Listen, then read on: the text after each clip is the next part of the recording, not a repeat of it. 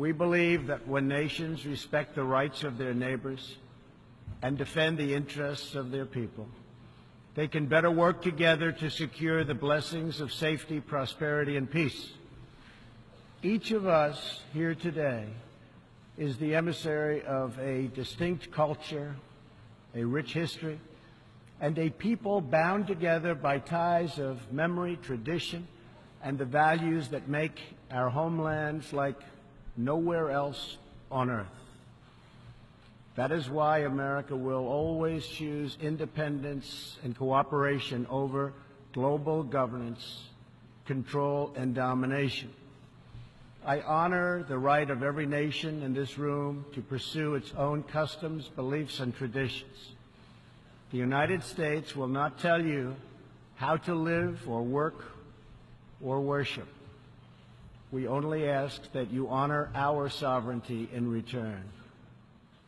As my administration has demonstrated, America will always act in our national interests.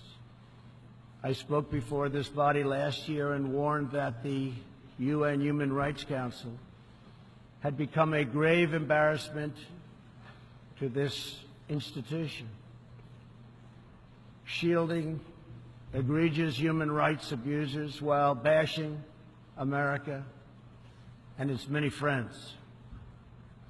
Our ambassador to the United Nations, Nikki Haley, laid out a clear agenda for reform, but despite reported and repeated warnings, no action at all was taken. So the United States took the only responsible course. We withdrew from the Human Rights Council, and we will not return until real reform is enacted. For similar reasons, the United States will provide no support in recognition to the International Criminal Court. As far as America is concerned, the ICC has no jurisdiction, no legitimacy, and no authority. The ICC claims near universal jurisdiction over the citizens of every country, violating all principles of justice, fairness, and due process. We will never surrender America's sovereignty to an unelected, unaccountable global bureaucracy. America is governed by Americans. We reject the ideology of globalism, and we embrace the doctrine of patriotism. Around the world, responsible nations must defend against threats to sovereignty, not just from global governments, but also from other new forms of coercion and domination. We recognize the right of every nation in this room to set its own immigration policy in accordance with its national interests, just as we ask other countries to respect our own right to do the same, which we are doing. That is one reason the United States will not participate in the new Global Compact on Migration. Migration should not be governed by an international body unaccountable to our own citizens. Ultimately, the only long-term solution to the migration crisis is to help people build more hopeful futures in their home countries, make their countries great again. As for Americans, we know what kind of future we want for ourselves. We know what kind of a nation America must always be. In America, we believe in the majesty of freedom and the dignity of the individual. We believe in self-government and the rule of law, and we prize the culture that sustains our liberty, a culture built on strong families, deep faith, and fierce independence. We celebrate our heroes, we treasure our traditions, and above all, we love our country.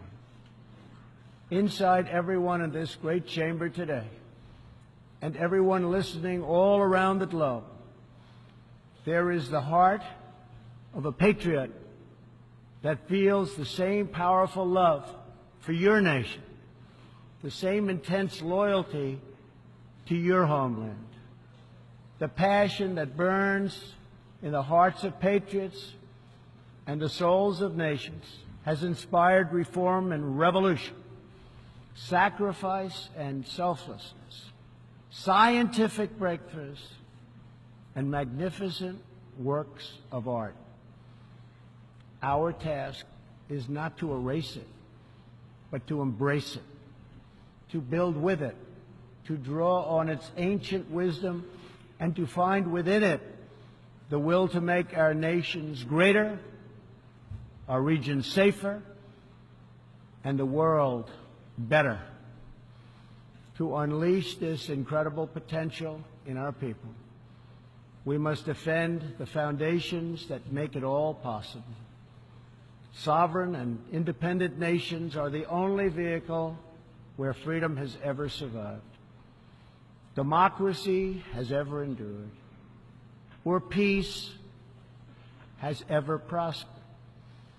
And so we must protect our sovereignty and our cherished independence above all. When we do, we will find new avenues for cooperation unfolding before us. We will find new passion for peacemaking rising within us. We will find new purpose, new resolve, and new spirit flourishing all around us, and making this a more beautiful world in which to live. So together, let us choose a future of patriotism, prosperity, and pride. Let us choose peace and freedom over domination and defeat.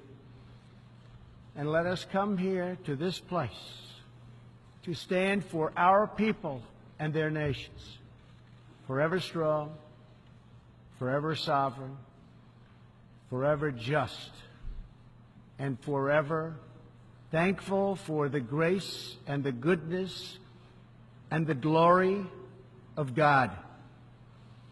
Thank you, God bless you, and God bless the nations of the world. Thank you very much. Thank you.